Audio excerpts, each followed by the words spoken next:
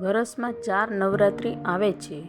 મહા ચૈતર, અષાઢ અને આસો મહિનામાં, જેમાં અષાઢ મહિનાની નવરાત્રિને ગુપ્ત નવરાત્રિ કહેવાય છે.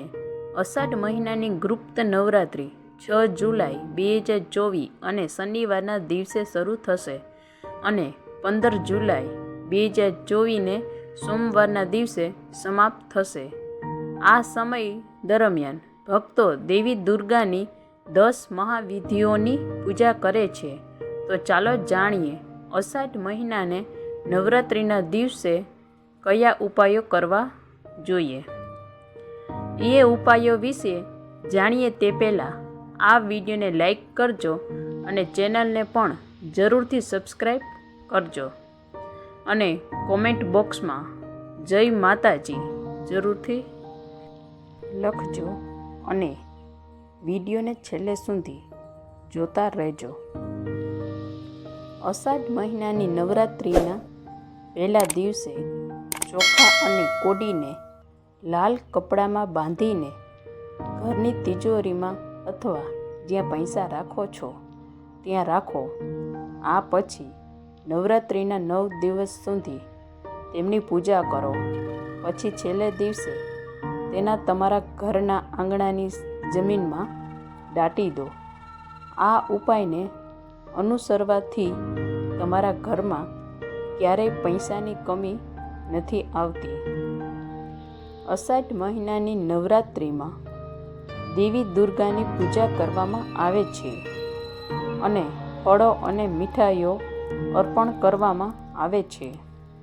આવી સ્થિતિમાં તમારે નવરાત્રિ દરમિયાન દેવી દુર્ગાના ફોટા ઘેર લાવવા જોઈએ, જેના કારણે પરિવારના સભ્ય પર માતા દુર્ગાની કૃપા હંમેશા બની રહે છે અને ધન ધાન્યમાં વૃદ્ધિ થાય છે.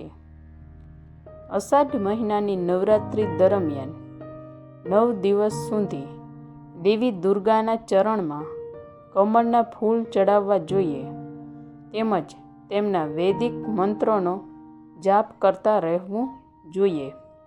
આમ કરવાથી દેવી પ્રસન્ન થાય છે અને વ્યક્તિને જીવનભર આર્થિક મુશ્કેલીનો સામનો કરવો પડતો નથી. નવરાત્રિમાં 9 કન્યાઓને સારી રીતે ભોજન ખવડાવો અને તેમની લીલી ચૂંદડી ભેટમાં આપો. આ ઉપાયથી તમામ પ્રકારની સમસ્યાઓ દૂર થઈ જશે. પૈસા સંબંધિત સમસ્યા દૂર કરવા માટે આ નવરાત્રિ દરમિયાન એક કાળા કપડામાં ફટકડી બાંધીને ઘરને મુખ્ય દરવાજા પર બાંધો. જ્યોતિષશાસ્ત્ર અનુસાર આ કામ કરવાથી વ્યક્તિને ધનની પ્રાપ્તિ થાય છે અને જીવનમાં ક્યારેય પૈસાની સમસ્યાનો સામનો કરવો પડતો નથી. અષાઢ મહિનાની નવરાત્રિ દરમિયાન એક વાટકીમાં 11 લવિંગ, 11 કપૂર, 11 તમાલપત્ર અને 11 કાળા મરીના દાણા લો અને પછી મા દુર્ગાના બીજ મંત્રનો જાપ કરો. પછી સાંજે આ બધી વસ્તુને એકસાથે બાળી દો. તેનાથી ઘરમાંથી નેગેટિવ ઉર્જા દૂર થશે અને પોઝિટિવ ઉર્જાનો પ્રવેશ થશે. નવરાત્રિમાં માતાના શ્રી ચરણમાં ચાંદીની કોઈ પણ વસ્તુનું દાન કરો. આ ઉપાય કરવાથી લક્ષ્મીની પ્રાપ્તિ થશે. સવાર અને સાંજે 10 મહાવિધિઓની વિધિવત પૂજા કરો. બંને પૂજા દરમિયાન લવિંગ અને પતાસા અર્પણ કરો.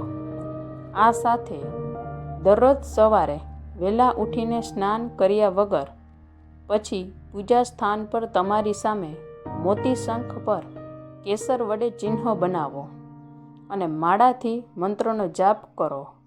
મંત્રોનો જાપ કરતી વખતે દરેકને અખંડ શંખમાં મૂકતા રહો.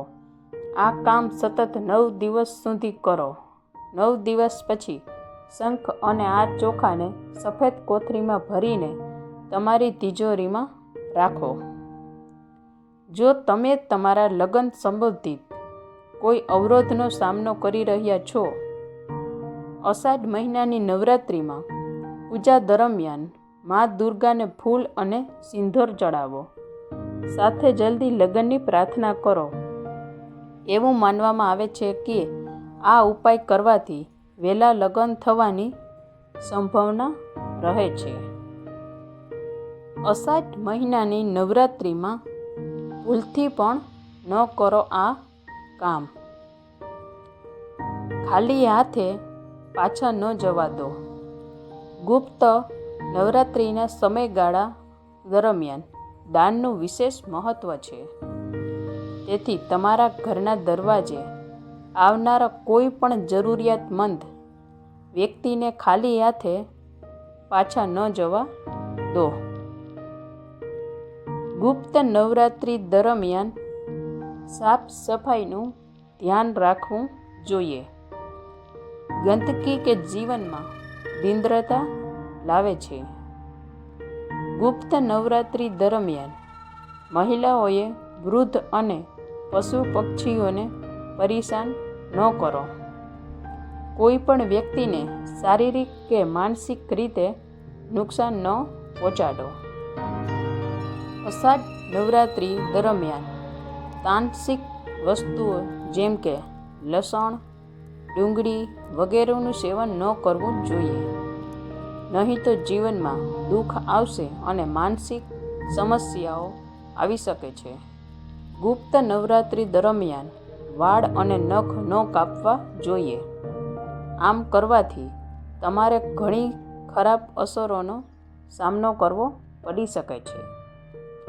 ગુપ્ત નવરાત્રિ દરમિયાન કોઈની સામે ખરાબ ન બોલવું જોઈએ અને કોઈને અપમાનજનક શબ્દ ન બોલવા જોઈએ, જેના કારણે પૂજાના પરિણામનો નાશ થાય છે.